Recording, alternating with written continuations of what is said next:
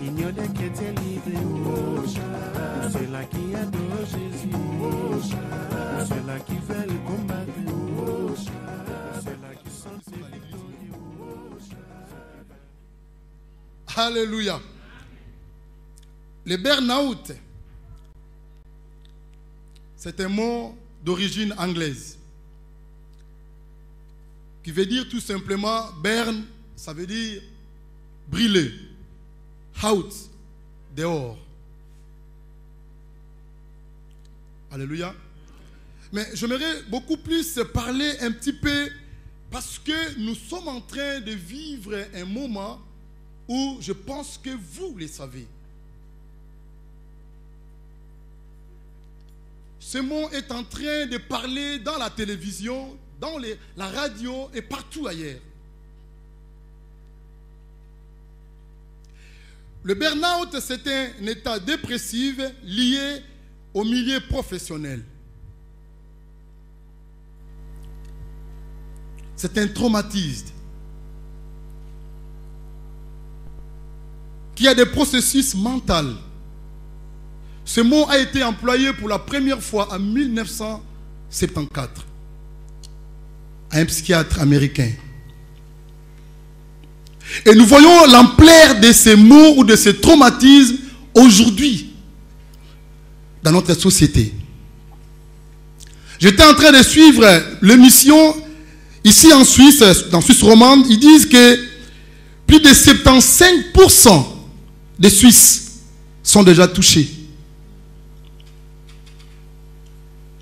Je pense que ce n'est pas votre cas. Amen. Alléluia. Amen. 75% des Suisses, population suisse, tous ceux qui habitent ici, étrangers ou quoi, dans la terre suisse, 75% sont déjà touchés. Alléluia. J'aimerais citer un petit peu quelques symptômes de ces burn-out. Ça provoque des fatigues chroniques qui ne disparaît même pas pendant une période de vacances. Ça veut dire qu'il n'y a pas de remède pour ça. Alléluia. Ça provoque la prise de distance du travail, c'est-à-dire une perte d'engagement intérieurement. Et ça mène même ça aboutit même à quelqu'un de changer même le métier. Ça vous est arrivé déjà? Vous étiez employé de commerce, après un moment, je vois vraiment que ça ne me plaît plus. Je vais changer. Alléluia.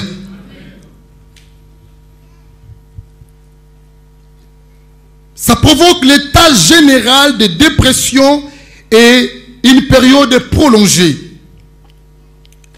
Épuisement à prédominance matinale qui n'a pas... Il y a un moment que vous n'avez plus l'envie de se réveiller, de quitter le lit. L'envie de rester toute la journée au lit.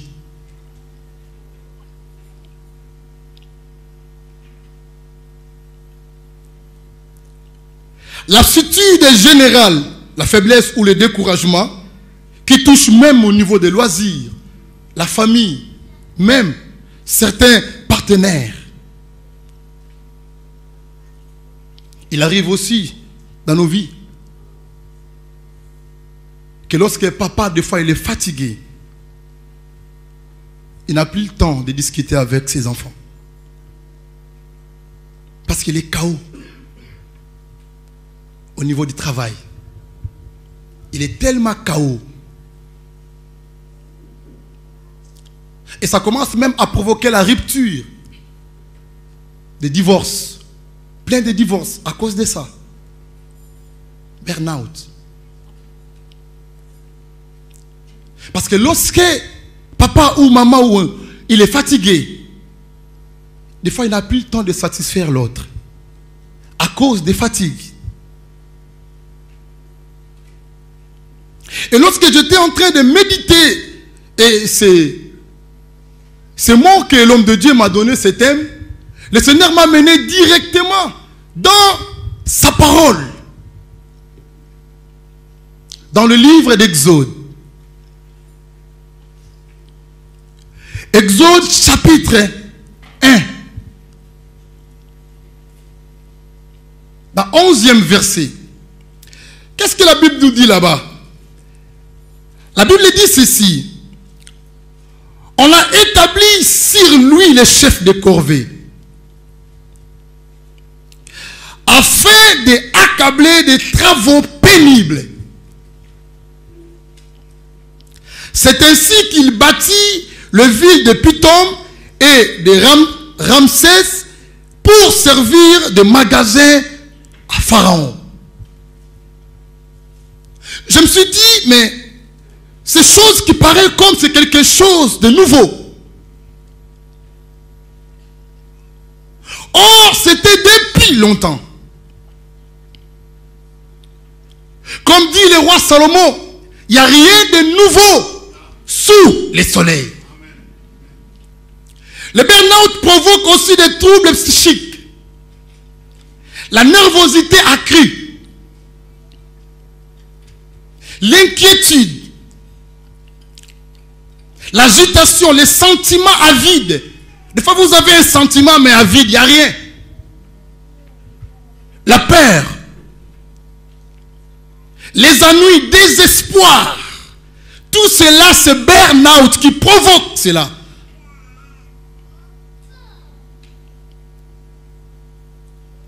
Mes chers amis, quelle était la pensée de Pharaon à cette époque-là?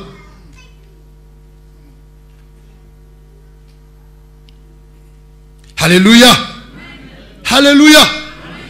La pensée de Pharaon était, il voulait attaquer le peuple d'Israël par burn-out pour que le peuple d'Israël puisse se séparer, de ne pas connecter avec leur Dieu.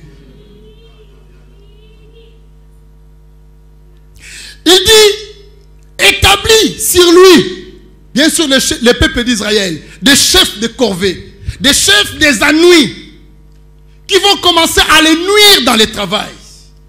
Écoutez, il y avait une pensée ici que je me suis un peu de regarder, je disais, mais ces choses, nous devons faire très attention.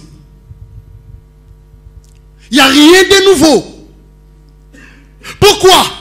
Parce que lorsque le peuple d'Israël était en Égypte, la Bible dit que le peuple s'est multiplié. Il devenait de plus en plus puissant. Fort. Pourquoi? Parce qu'ils respectaient l'instruction de leur père qui était Joseph. Si vous lisez Genèse chapitre 15, verset 13, si je ne me trompe pas, la Bible dit Dieu parlait à Abraham.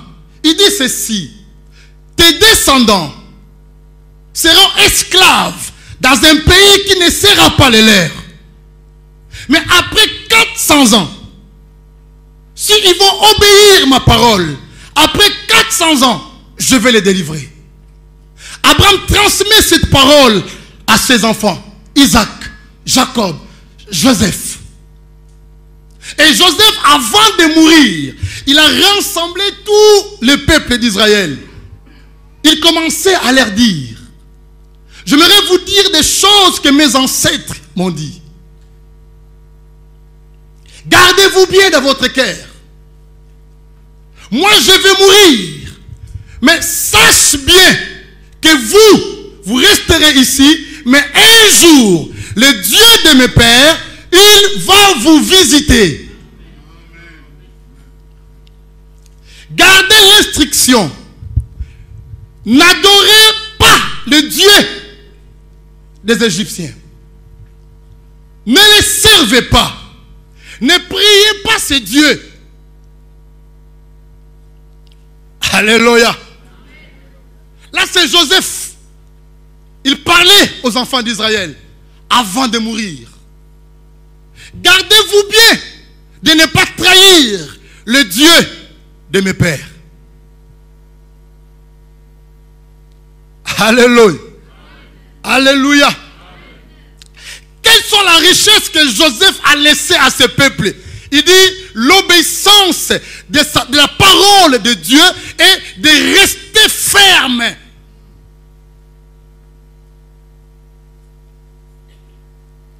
Dans l'air Dieu. Quelle que soit la souffrance, quelles que soient les difficultés, il dit restez-vous ferme, ne trahissez pas le Dieu de mes pères. Un jour, il vous visitera. Un jour. Alléluia. Un jour. Si ce n'est pas 2014, mais je dis un jour. 2015.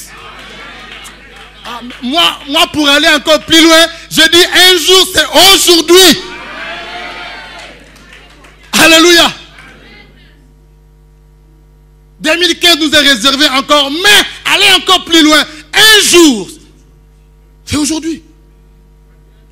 Alléluia. Le peuple d'Israël restait, il continuait à adorer et prier le Dieu de leur père, le Dieu d'Israël, mais dans le pays étranger. Ils ont gardé l'alliance.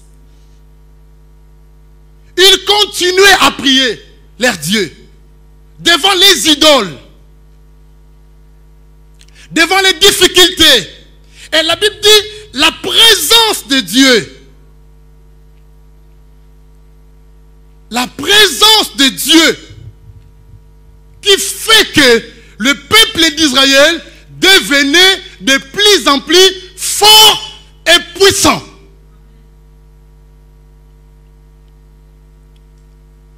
Alléluia. La présence de Dieu. Parce qu'ils ont respecté l'instruction de leurs ancêtres. Parce qu'ils ont adoré que le Dieu d'Israël. Parce qu'ils priaient que le Dieu d'Israël. Devant le Dieu soleil. Devant les idoles. Mais ils obéissaient à la voix de leur père, Joseph. Dieu les a multipliés. La multiplication, c'est une puissance. C'est une force. La multiplication. Et ça faisait peur à Pharaon. Pharaon, c'était un nom commun de tous les rois dans l'ancienne Égypte. Amen. Et ça faisait peur à ces rois. Lorsqu'ils voyaient que le peuple d'Israël commençait à se multiplier, ils ont pris une décision. C'est là où je pensais que le burn-out, ce n'est pas quelque chose d'aujourd'hui.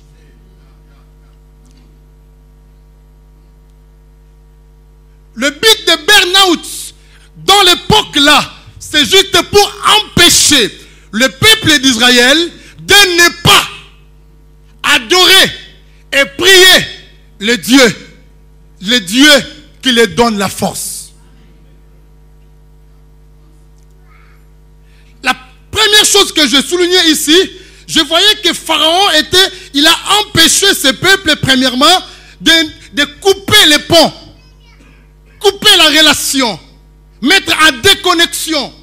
Parce que lorsqu'ils vont faire des travaux, ils ont ajouté encore des travaux pénibles. La Bible dit pénibles. Lorsqu'ils seront fatigués, quand ils viennent à la maison, il n'a plus le temps. Pas de temps d'adorer. Pas de temps de lire la Bible. Ou pas de temps de prier. Certains chrétiens ils sont d'accord lorsque vous travaillez là-bas, on dit tellement, c'est qui encore là? Papa Gustave. Papa Gustave. Demain, samedi, tu peux venir travailler ou dimanche? Heure supplémentaire. Oui. Chef, moi je suis libre, je peux venir. Hein? Vous ne savez pas. Donc, tout cela, ce sont les manœuvres de diable, de Satan. C'est pourquoi? C'est pour vous faire fatiguer de ne plus avoir le temps de vaquer à la prière dans la présence de Dieu. Pour vous diminuer la force de l'Éternel. Alléluia. Alléluia. Et la Bible dit, à chaque fois qu'il venait à la maison, était KO. Fatigué. Mais ce que j'aimais beaucoup dans ce peuple d'Israël, malgré la fatigue des travaux pénibles, la Bible dit, ils continuaient jour et nuit à obéir la parole de leurs ancêtres Joseph.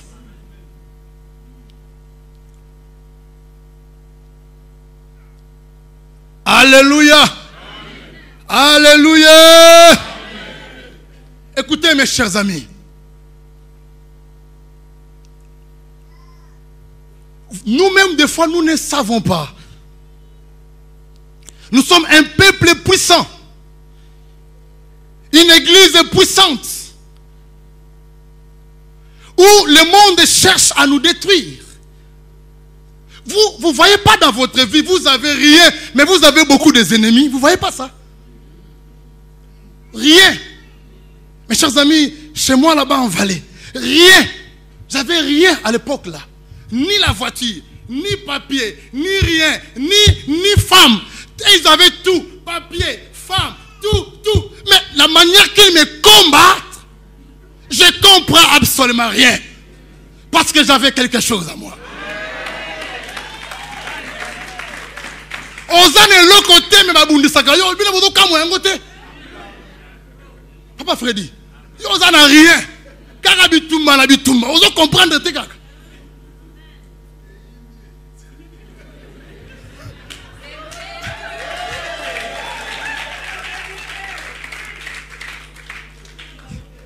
Alléluia.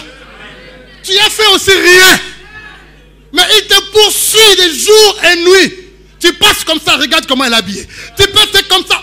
Mes chers amis, nous ne savons pas de qui nous sommes. Nous sommes un peuple puissant. Mais ce qui fait la force d'Israël, ce qui fait la force de l'Église, c'est demeurer dans la présence de l'Éternel. Malgré la fatigue du travail, mais ils étaient là en train d'adorer Dieu. Fatigués, mais ils étaient... Oh, mes chers amis, nous devons savoir une chose. Demeurer dans la présence de Dieu, c'est une obligation. On ne peut pas vous forcer de venir à l'église. Comme j'ai regardé, c'était, je pense, c'est ici en Suisse alémanique même. Un pasteur qui commence à changer l'horaire de son église s'il y a une fête dans la ville. Ça, c'est quoi ça? Pourquoi il change? Parce qu'il sait que s'il y a une fête de mariage à l'église, demain, il ne viendra pas. Alléluia. Parce que c'est une église qui n'a pas encore compris. Israël dans la fatigue, mais il venait adorer et prier l'Éternel. Et c'est ça qui fait que l'Éternel rendait de plus en plus fort et puissant. Il se multipliait encore et ça faisait peur à Pharaon.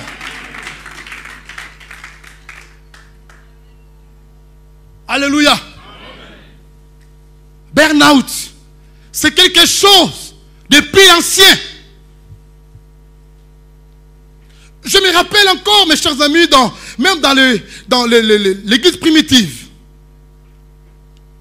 Regardez l'église primitive, si nous regardons dans Actes chapitre 12. La Bible dit que Hérode s'est mis à maltraiter quelques membres de l'église. C'était pour quelle raison Hérode maltraitait l'église?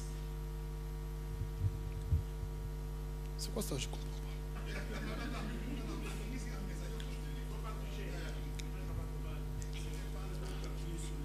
Ah d'accord. Voilà. Alléluia.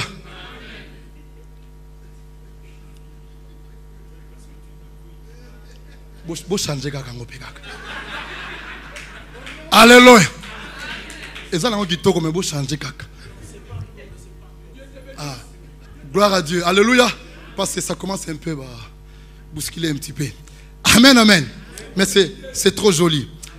Donc, le roi Hérode était en train de maltraiter quelques membres de l'église. Et la Bible dit, ils ont tué Jacques. Jacques était tué. Pierre était mis en prison. Avant cela, Étienne était lapidé. Écoutez mes chers amis, je réfléchissais, je disais, mais ça, ce burn-out psychique qui a mené les troubles dans la tête de l'Église. L'Église était traumatisée. Lorsque l'Église est traumatisée, pour certaines personnes, ils vont commencer à rétrograder. Et c'est ça que nous vivons aussi aujourd'hui. À cause de la persécution, à cause de beaucoup d'autres choses. Et l'Église commence à avoir peur de se réunir pour prier ou pour adorer leur Seigneur. Pierre était en prison, bien aimé dans le Seigneur. Et la Bible dit Pierre était appris pour le burn-out. Il était fatigué. La Bible dit il a jeté ses sandales. Enlevé son manteau. Il a pris sa ceinture, mis à côté. Il était complètement épuisé.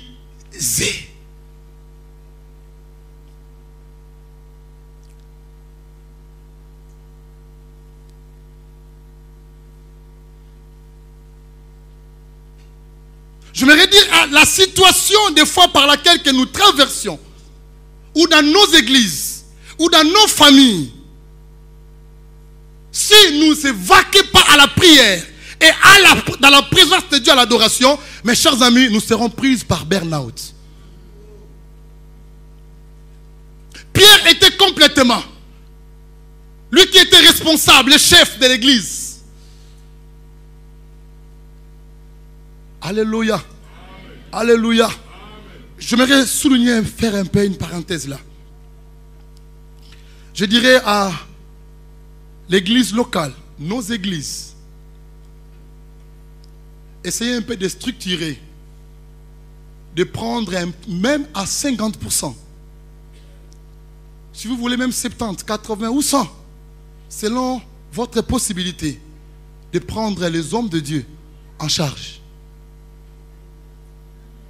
Vous dites pas amen, hein? Amen. Alléluia. Prenez les hommes de Dieu en charge. Alléluia. Vous avez une petite église, dit pasteur, nous voulons te payer 50%, 50% reste dans la présence de Dieu. Ça sera bénéfique pour l'église. Mes chers amis, nous vivons un temps où nous voyons vraiment que certaines églises ne font plus de veillées. Parce que le pasteur est fatigué. Épuisé, burn-out. Fatigué. Alléluia. Prenez les hommes de Dieu en charge. Vous, l'église, vous serez bénis. Parce que dans la présence de Dieu, dans l'adoration, c'est là où nous épuisions des révélations de Dieu. La Bible dit quand le peuple n'a pas de révélation, c'est un peuple sans frein. Vous savez, les automobilistes qui sont ici, quand vous roulez à l'autoroute, à 120 ou 130, comme vous voulez, tout d'un coup il y a un bouchon devant. Vous appuyez sur la pédale de frein. S'il n'y a plus de frein, vous allez dire quand? Certains qui vont crier Mamaï. Certains qui vont crier Jésus. Certains qui vont crier quoi, je ne sais pas quoi. Mais quand il n'y a plus de frein dans une voiture, c'est la mort. L'église sans frein. Alléluia. Mais nous voulons avoir des églises avec des freins. Le frein, ce sont des révélations. Alléluia. Vous marchez comme ça, mais Dieu vous dit là-bas, n'allez pas. Vous faites un demi-tour. Mais s'il n'y a pas de frein, vous allez mourir là-bas. Vous allez tomber dans une fosse. Et la révélation, nous puisons la révélation dans sa présence. Lorsque l'homme de Dieu est fatigué, il n'a plus le temps de prier.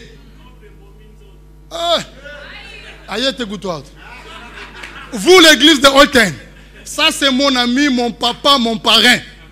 Prenez soin de lui. Mon ami n'est pas là. Je regarde de gauche à droite, mais il n'est pas encore là. Donc, il est toujours là-bas. Ouvrier. Mes chers amis, je vous dis des choses qui sont vraies. Des choses que nous vivons. Alléluia. C'est très important de prendre les hommes de Dieu en charge. Pour que les hommes de Dieu passent le temps dans la prière. Dans la présence de Dieu.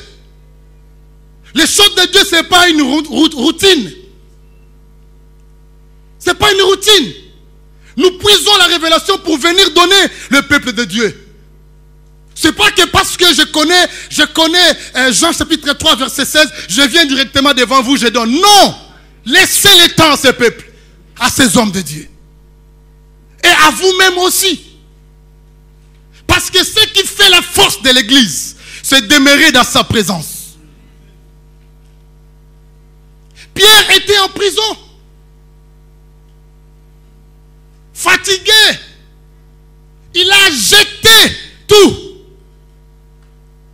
Il a abandonné la voie du Seigneur, si on peut dire aussi comme ça.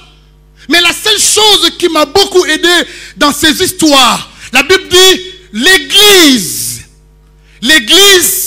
ne cesse pas d'adresser la prière à Dieu. Ça veut dire que l'église demeurait dans la présence de Dieu. Malgré il y avait la perturbation, malgré il y a bousculage, malgré il y avait la persécution, malgré Hérode cherchait à détruire l'église. Mais la Bible dit, dans une maison était fermée, mais l'église ne cessait pas à demeurer dans sa présence. Et ce qui faisait la force de l'église, c'est ça. Alléluia. Une église qui ne prie pas, c'est une église qui n'est pas la puissance. On peut avoir la connaissance de la parole, mais demeurer dans la présence de Dieu pour déclencher la puissance de l'Éternel des armées.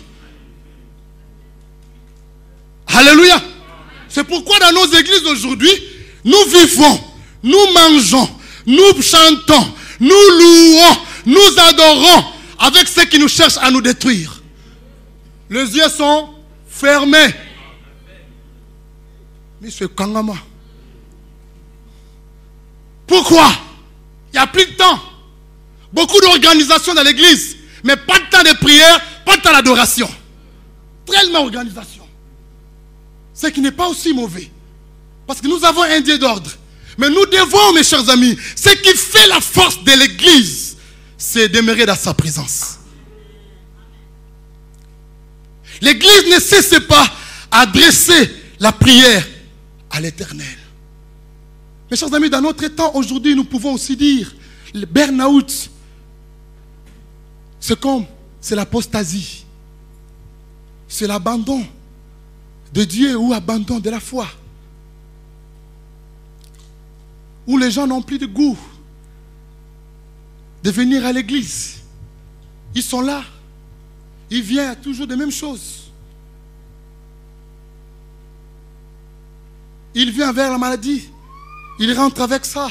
Les gens sont tellement découragés, fatigués. Ils ont jeté la Bible là à côté. Donc il vient à l'église juste pour venir. Des fois pour faire plaire à son pasteur. Alléluia. Mais il n'espère à rien. Il vient comme ça.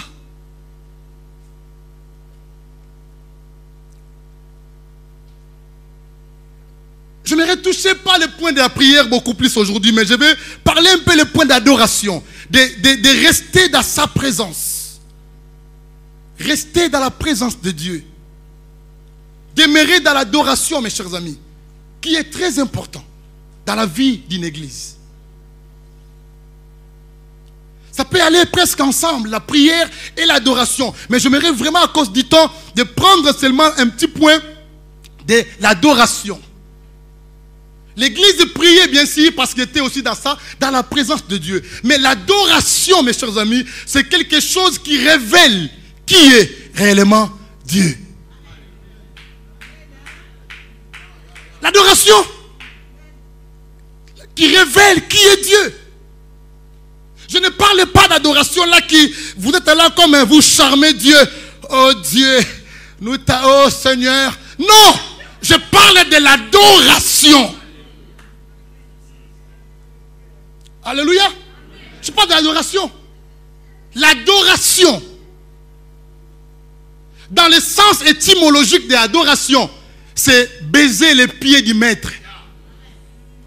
Lorsque je lisais ça, je dis, mais oh, baiser les pieds. L'adoration, ce n'est pas ce que nous faisons ici. Des fois, nous mettons un peu la chanson un peu lent, nous pensons que c'est ça l'adoration. Mais non!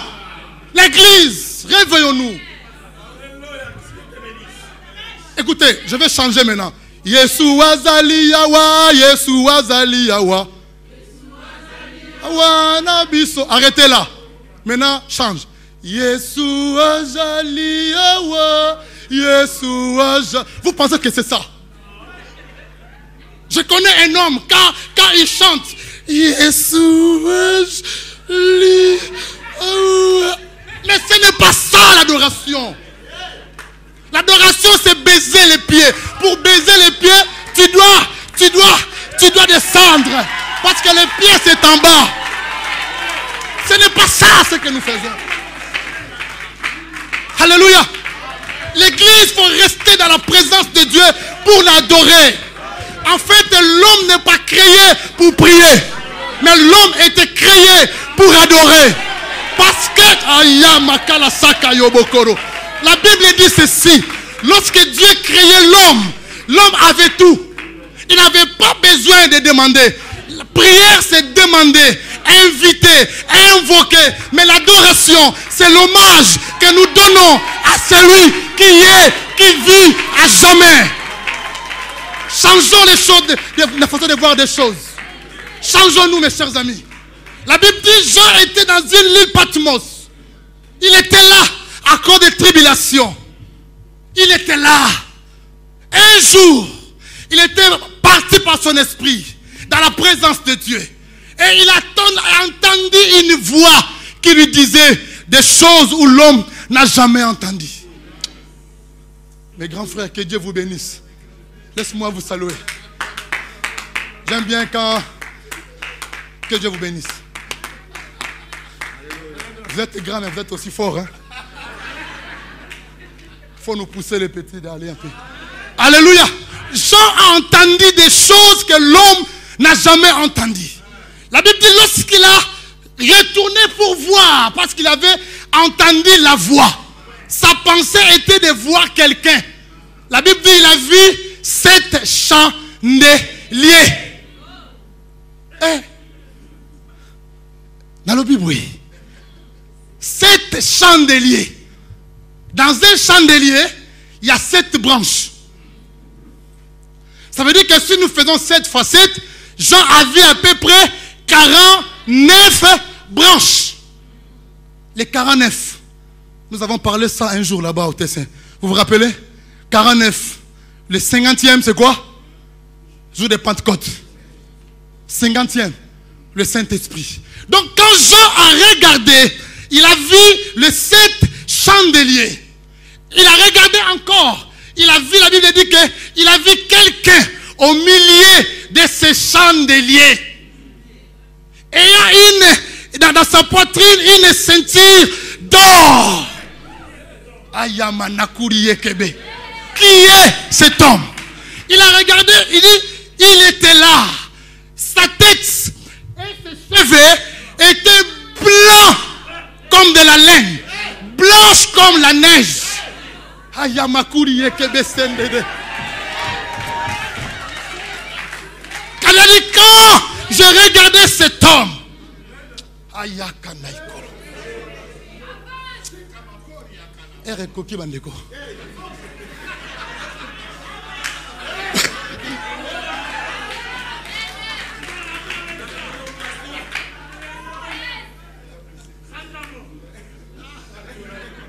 Dans ses pieds, quand il a vu, dans ses pieds étaient semblables comme à des reins qui est comme déjà embrasé dans un feu.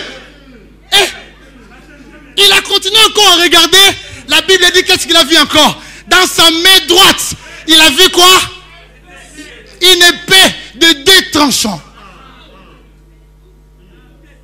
Et dans son visage, il a vu, son visage était qui brillait comme de la soleil dans toute sa force. Qu'est-ce qu'il a dit? Il a dit, j'ai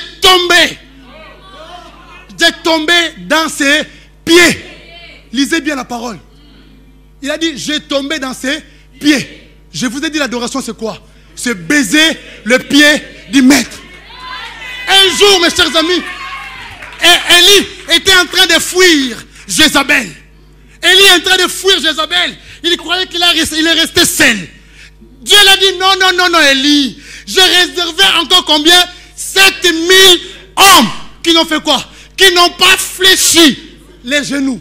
Fléchir les genoux, c'est la prière. Continuez la lecture. C'est 1 Roi 19, 18. Qui n'ont pas fléchi les genoux et que leurs bouches n'ont pas baisé, pas doré, baisé. Qui n'ont pas baisé les balles.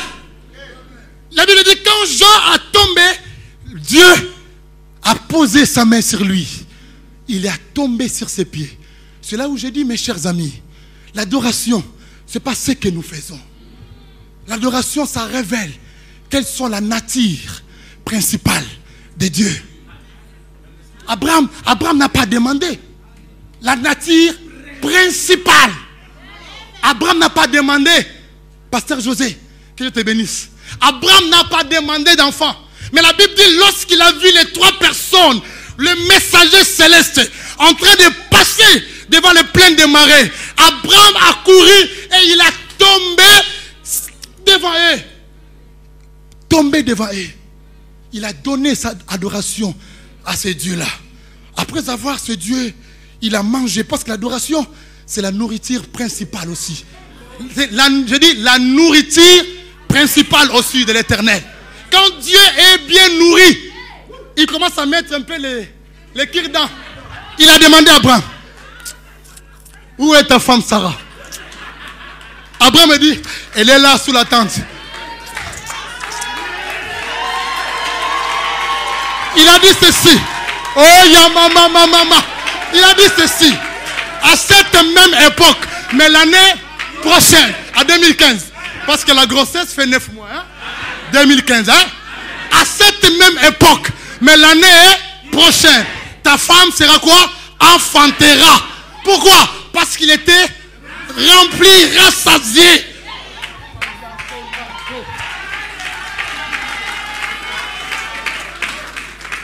Écoutez, quand Jean était touché par le Seigneur, la Bible dit que le Seigneur a ouvert encore les yeux. Il a mené plus loin. La Bible dit que Jean a vu un trône. Quand il a vu un trône, il a vu quelqu'un qui était assis. Il a dit, au milieu de ce trône-là, je vais finir, hein? Je vais finir, s'il te plaît. Au milieu de ce trône-là, la Bible dit, il y avait 24 trônes. Pas vieillard d'abord, trône. Trône d'abord. C'est-à-dire que les chaises qui étaient là, mais étaient encore vides. Mais après un moment, il a vu maintenant les 24 vieillards. La Bible dit assis. Ils n'étaient pas debout, ils étaient assis. Jean, dans l'adoration, il était toujours au pied du maître, en train de baiser les pieds. Souvenez-vous de cette femme pécheresse. Il ne connaissait pas Dieu. Il a entendu seulement parler d'un homme Jésus, l'homme de délivrance, l'homme qui guérit, l'homme qui ressuscite la mort. Elle avait marre de vivre avec les démons. Un jour, elle a entendu, cet homme-là était dans la maison de Simon le lépreux. Et, à côté là qui?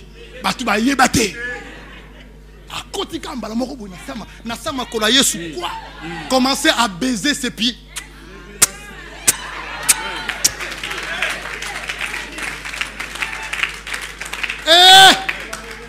Et il baisait les pieds du maître. Lorsque le maître a regardé, il a dit, tes péchés sont pardonnés. Pourquoi? Parce que le maître était bien nourri. Mon frère, j'aimerais prophétiser. L'année prochaine, je n'ai pas le droit bien sûr, mais je suis son fils. Le père peut prophétiser, le fils aussi peut prophétiser. Je prophétise pour Shabbat de Shabbat. L'année prochaine, une année d'adoration. Tu me permets? Tel père, tel fils, n'est-ce pas?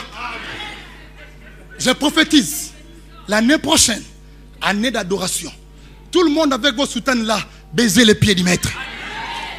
Alléluia. Et nous allons expérimenter la puissance même de l'Éternel.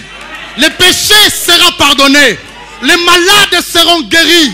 Les gens qui sont captifs seront complètement délivrés. Parce que lorsque le maître est nourri, oh alléluia, les cieux s'ouvrent. Lorsque le maître est nourri, il ouvre les cieux. Rien ne peut le contredire. Parce qu'il est Dieu. Quand Jean a vu, il a dit, j'ai vu les 24 vieillards, ils étaient assis. Permettez-moi, ils étaient assis.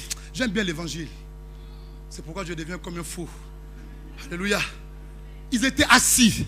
Et il a vu encore devant le trône de l'agneau de Dieu. Il a dit 4 êtres vivants. Premier être vivant. Ça, c'est dans la révélation. Hein. Vous voyez que l'adoration révèle qui est Dieu. Il a vu, premier être vivant, il était semblable à un lion. Le deuxième était semblable à un veau. Tout cela, Jean voyait, il était dans les pieds du maître. Les chantres, si vous voulez aller plus loin.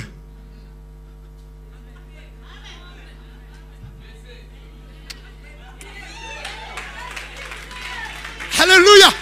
Il dit, le troisième être vivant, il ressemblait à un fils d'homme. Et le quatrième, un aigle. Yo ben nos apôtres. Nous sommes en tout. Alléluia. Et la Bible dit ceci.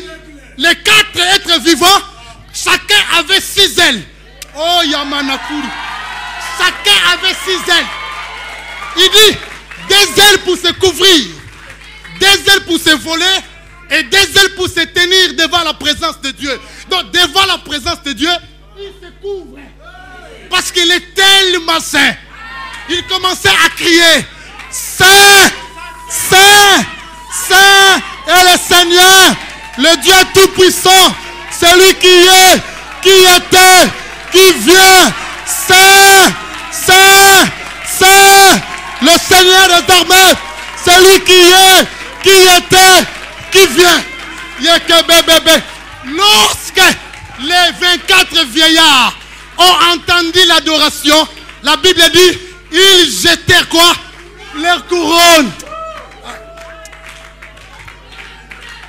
Ils jetèrent leurs couronnes. Ils commencèrent à l'adorer ensemble avec les 4 êtres vivants et les 24 vieillards. Vous savez, la couronne, c'est une récompense des saints. Mais ils ont pris couronne de l'or. Couronne de l'or jetée là-bas. Mes chers amis, nous avons des gens ici pour adorer Dieu. Ils ont perdu ses habits, perdu des chaussures, perdu ceci. Les 24 vieillards, ils ont pris la couronne, jetée. Ils commençaient à adorer. Ils commençaient à adorer. Ils commençaient à adorer. Ils commençaient à adorer le Seigneur. Adore-le. Adore-le. Prosternons devant le Seigneur. Nzambe l'angouya. Nzambe le koladalité. Comme on avait koumi sama. Yeso dali mokonzi. Mobiki sinabato. Mosikoli malo. Yebebebebe. Tu es digne. Tu es digne. Tu es digne. Tu es digne. Tu es digne. Tu es digne. Tu es digne. Tu es digne. Tu es digne. Tu es digne. Tu es digne. Yebebebebe. Yebebebebe. Yebebebebe. Yokolo sondoroko. Yikabababa. Yebesendereke. Le parfum qui Yebebebebe. la beauté Yebebebebe. Yebesendereke. Yeah, bébé, bébé, bébé. Yeah, bébé, bébé, bébé. Yeah, bébé, bébé, bébé. Yeah, bébé, bébé, bébé. Yeah, yeah, yeah, yeah, yeah. Jésus, oh, tu es saint, tu es saint, tu es saint, tu es saint, tu es saint, tu es saint, tu es saint, tu es saint, tu es saint, tu es saint, tu es saint. Tu es saint, tu es saint, tu es saint, tu es saint, tu es saint, tu es saint, tu es saint, tu es saint, tu es saint, tu es saint, tu es saint. Jésus, Eya baba, eya baba, eya baba, eya baba, eya baba, eya baba, yeke na isaka, yebe sendereke, yebe bebe bebe bebe, yobo sondoroko, yaba seke yaba. Yobo sondoroko, ike bebe bebe bebe, yebe bebe bebe. Tu es saint, tu es saint, tu es saint, tu es saint, tu es saint. Tu es saint, tu es saint. Ye bébé, ye bébé, ye bébé, ye bébé. Yobo so, shendereke ya, ike bebe bebe, shoko yaba, yebe sanda, yebe saka. Alléluia. Oh yakababa, yeneko, shoko ya baba, shendereke ya, yobo sondoroko, shoko ya baba, shendereke ya, yobo sondoroko, yeke bébé, oh yabasa. Sur l'amour que mes yeux envoient sur mon ciel, je veux être à toi. Jésus, je t'aime.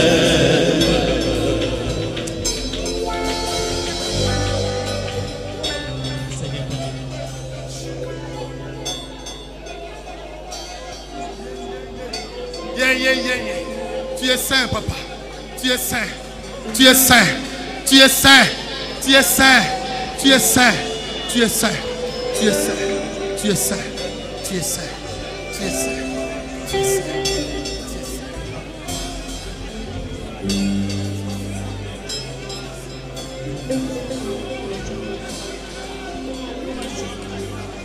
Reçois de moi la fin qui dit la bonté de ton nom, mon âme est perdue, je veux mettre à toi.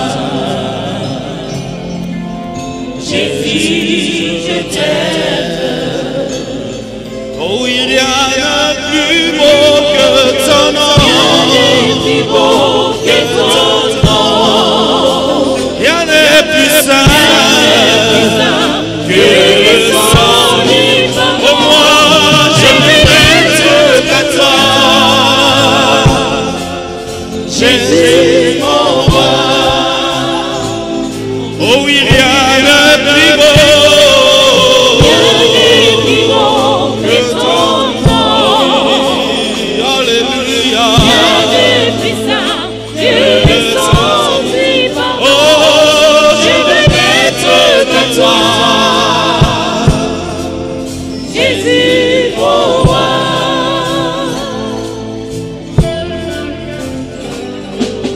Je ne veux rien que vouloir te louer, adorer ton Saint-Nom et ta fidélité.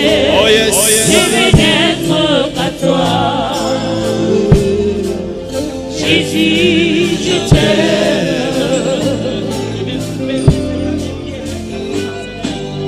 Je vais porter et laver à ta croix les pensées de mon cœur dans le cœur de tes rois.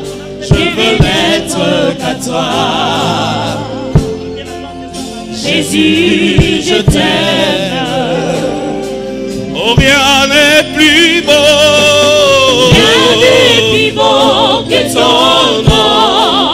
Rien n'est plus saint. Rien n'est plus saint que le sang du Papa. Oh, moi, je veux mettre qu'à toi. Jésus, mon roi. Oh, rien n'est plus beau. Rien n'est plus beau que ton nom. Rien n'est plus saint. Rien n'est plus saint que je ne veux n'être qu'à moi, je ne veux n'être qu'à toi. Je veux n'être qu'à toi. Oh oui, je veux n'être qu'à toi. Mon cœur ne veut n'être qu'à toi, Seigneur. Je veux n'être qu'à toi. Oh, je veux n'être qu'à toi. Je veux n'être qu'à toi. Oh, moi, je veux n'être qu'à toi.